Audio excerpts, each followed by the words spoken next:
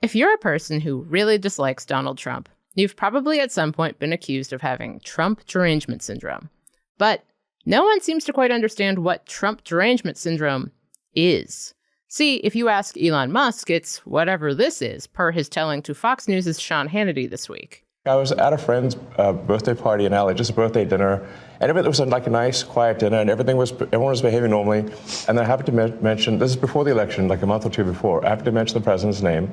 And it was like they got shot with a dart in the jugular that contained like methamphetamine and rabies, okay? And they're like, wow! And I'm like, what is wrong? Guys, like, you can't have like a normal conversation. But the idea of TDS is actually more interesting and more insidious than you might think. Because before it was Trump derangement syndrome, it was Bush derangement syndrome. The late conservative columnist Charles Krauthammer came up with the term in 2003. To him, it meant, quote, the acute onset of paranoia in otherwise normal people in reaction to the policies, the presidency, nay, the very existence of George W. Bush.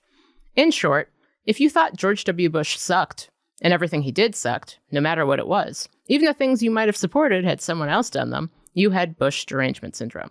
However, that's not what Trump derangement syndrome means. Trump derangement syndrome seems to mean that if you believe him, you have TDS, and if you don't believe him, you have TDS.